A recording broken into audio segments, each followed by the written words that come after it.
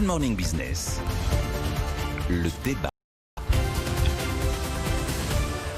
Vous êtes très diplomate, Sandra. L'État actionnaire dans le dossier Suez-Veolia, on peut quasiment dire à quoi sert Bruno Le Maire dans le dossier Suez-Veolia, Nicolas Dose. C'est un échec sur toute la ligne, l'histoire. On a fait des allers-retours. Alors au début, le gouvernement, dans la bouche de Jean Castex, à une question d'ailleurs qui lui est posée par Thomas Asportas, indique qu'il voit plutôt d'un bon oeil cette opération. On a bien vu que finalement, le gouvernement avait essayé de s'y opposer, refusé qu'elle ait un caractère hostile, a essayé de s'y opposer jusqu'au bout, et tout avec 24% du capital premier actionnaire avec 34% des droits de vote, eh bien, il a échoué, tout simplement. Ouais. Et le problème, c'est que la liste de cette volonté publique affichée qui n'aboutit à rien commence à être longue. Souvenez-vous, chez Renault, l'État va essayer de s'opposer à la rémunération de Carlos Ghosn, il va échouer. Et puis on aura cette espèce de raid orchestré par le ministre Macron, avec les droits de vote double, qui a quand même été un peu le point de départ de la fissure des relations entre Renault et son partenaire japonais Nissan.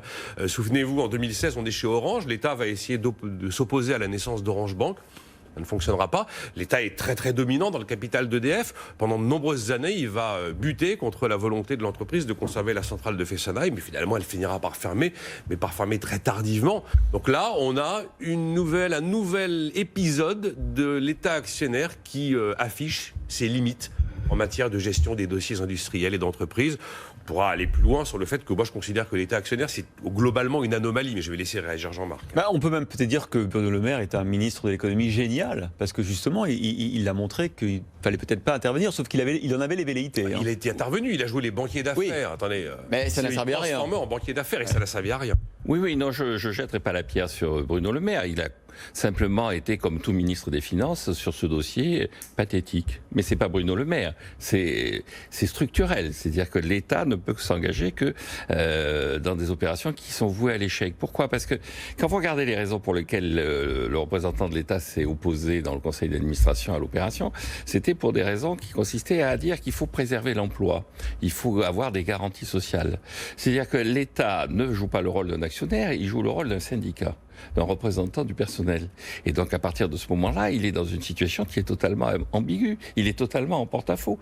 Il défend à la fois des intérêts sur le plan théorique qui devraient être l'intérêt de l'actionnaire, et en pratique, il défend des intérêts politiques qui sont ceux des représentants syndicaux. Donc il va, Nicolas, détailler un certain nombre d'opérations dans lesquelles l'État a échoué, mais on aurait pu y passer toute la matinée sur la liste des échecs, des incohérences, des incapacités de l'État à jouer un rôle d'actionnaire normal. Mais vous ne croyez pas qu'en la matière, au fond, Bruno Le Maire, s'il avait vraiment voulu intervenir, il aurait pu à terme dire à Clamadieu, tu vas perdre ton fauteuil. Donc, quelque part, est-ce qu'il n'a pas fait du cinéma pour la politique, et en coulisses, il pense, comme Jean-Marc, que finalement, l'État fait bien de s'abstenir sur les dossiers industriels et laisser les dirigeants gérer leur business? Dans ces histoires, c'est très difficile d'avoir, comme on dirait dans la presse, la vérité de la face cachée de ce qu'on ne vous dit pas. Vous voyez, il y a forcément effectivement des coups de fil et des relations ourdies dont on ne connaît pas la teneur.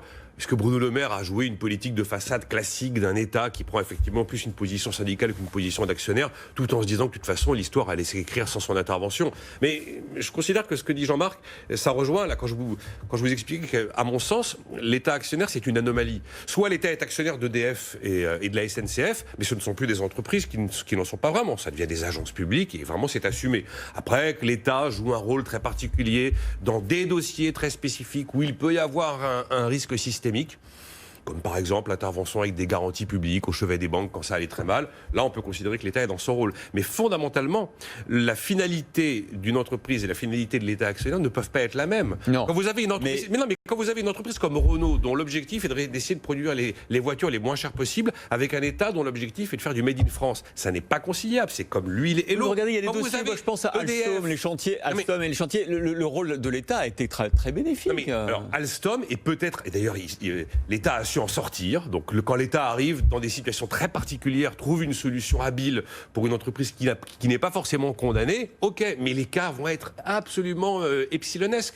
Vous prenez des cas structurels depuis longtemps. Prenez par exemple le cas de la SNCF. La SNCF, son objectif est d'être une entreprise qui vend des billets de train avec une logique commerciale. L'État en face a une logique d'aménagement du territoire. Ouais. Comment voulez-vous marier les intérêts des deux? Et de la même manière sur EDF. EDF a tout intérêt à vendre de l'électricité au juste prix, mais l'État en face continue à faire des prix administrés.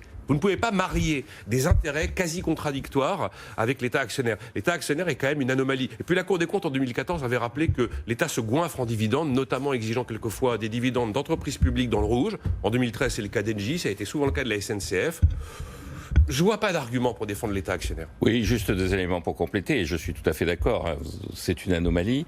Il faut voir aussi que dans ce dossier, quand même, Engie doit être privatisé, c'est dans la loi Pacte, donc il y a aussi un paramètre, qui est que l'État veut s'en débarrasser de cette entreprise, veut s'en défaire, donc on ne voit pas pourquoi il s'obstine à vouloir continuer à traiter le dossier. Et le dernier élément, vous parliez d'un coup de fil à Clamadieu, c'est quand même, là aussi, ce capitalisme de connivence, c'est une des pires choses qui soit, et c'est une des pires choses qu'ait vécu l'économie française, notamment dans les période des 30 glorieuses. Voilà, Bruno Le Maire habillé pour l'hiver par Jean-Marc Daniel et Nicolas Dose. Pas Bruno Le Maire, l'État actionnaire, justement. Bruno Le Maire, Il veut se ménager une bonne relation avec le Bruno Le ministre. Maire doit rendre des comptes publics et médiatiques et l'entreprise doit rendre des comptes aux actionnaires. Là encore, c'est pas le même monde. Et ça fait débat dans Good Morning Business. Merci Nicolas Dose, Jean-Marc Daniel.